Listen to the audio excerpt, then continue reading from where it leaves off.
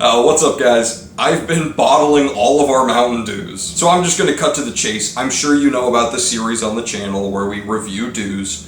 And I'm also sure that you know, because you're such an avid viewer, that we have another series that started all of this where we combine as many Mountain Dews as possible. And now we're gonna do one that's 100. This is something we talked about in the 40 Dew video, and we just so you know, as an update, we do intend on doing that. We're still going through with it. But what you currently see behind me is the solution to a problem that we have run into after collecting dews for so many years. So when we started this journey of collecting dews, we started buying plastic bottles of Mountain Dews. It was much more simple. They took up less space compared to buying a 12-pack. It's also much cheaper, and it was less wasteful. Because let's be real, most of these flavors aren't that good, and I don't want to buy a 12-pack of them. The reason we stopped using plastic bottles is because in the Big Baja Beach episode, that only a year after one of those Mountain Dews came out,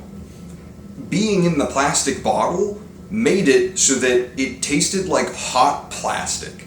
For some reason, the bottle seeped into the drink, and it just tasted terrible. So from that point forward, we decided that we would try to replace as many of the plastic bottles as we could and start buying cans only. However, we've encountered another problem. After so many years of these things sitting on our shelves, some of these dews have started eating through the can and leaking. So yeah, time is not on our side here. We are currently having, I would say, maybe 1 to 2 cans a month leak. And that's not good, okay? Especially since they only release like 1 or 2 dews every couple of months. You're probably gonna start to see the problem here. If they're not making more dews than we are having leak, we're never going to hit 100. So, because of all of those problems, I've done a good amount of research, and I have found that,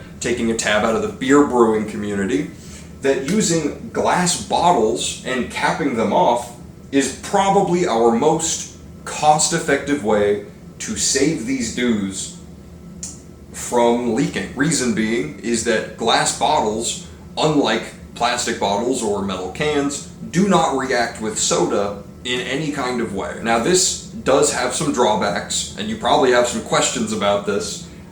Me and Michael have talked about it a lot, and I'm going to answer probably what will be the most common ones. 1, will the soda go bad? Probably not. I'm not 100% sure, but I have been doing some testing. I have some test dews that I bottled that I'm kind of keeping a close eye on to see if they start molding or anything. But to my knowledge, soda does not mold. Just because of how it is made, there won't really ever be mold inside of it. I could be wrong, I'm not a scientist, but from everything I've looked up, that seems to be the case. Question number 2, will it go flat? Yes, it goes flat immediately. I poured a dew in a bottle, capped it off, put it in the fridge, and then came back the next day to drink it, and it was already flat.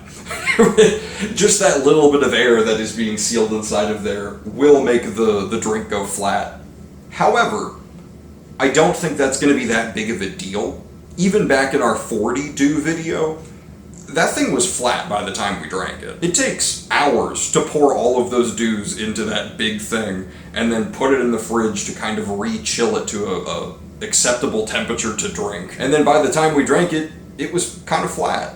And that's gonna happen here for sure, regardless of if we bottled them or not. So I think that's a trade-off that is not gonna be a big deal. The third question is, will we have proof available that these are actually what is inside the bottle? Yes, I will upload a very long unlisted video when we're all done of us pouring all of the dews into these bottles, as well as probably another one of us pouring all of these bottles into the big container. So there will be at least somewhat proof. There's been a couple of these that I've found leaking, like before I go to work, and I don't set up the camera for those. I just immediately go clean a bottle, fill it up, and cap it. So we're not going to have perfect 100% proof that every single one of them was bottled. So you're just going to have to deal with that. I don't think it's that big of a deal though. It's very believable that we had some of these considering we, made videos on them. Me and Michael have talked about this for a good amount of time. There was a handful of options we could have chose from, and this is the one we landed on. Our other options were we end the series at 88 because we would have had enough to get to 88. And I think it still would have been a fun video to make, but we've gone for this long. It's been like 5 or so years now. 5 years of collecting Mountain Dew. I don't know about you guys, but we wanted to hit 100, right? We wanted to prove to ourselves that we could do this long-term goal, and I think we're gonna do it. Even though I think it would have been much better visually for the video for you guys to see us actually crack open all the cans and perfectly measure it and then pour it into this big Mountain Dew concoction. It's a little lamer that it's like bottles, right? They're very bland visually, but our hands were tied. We had to make a choice. This is the most cost-effective and what seemed to be the most logical thing for us to do. I have no idea when that 100 Mountain Dew video is going to come out. We're hoping by the end of the year, as an end-of-year finale, right? Or potentially the beginning of next year. It could also be that. Anyways, I'll see you later.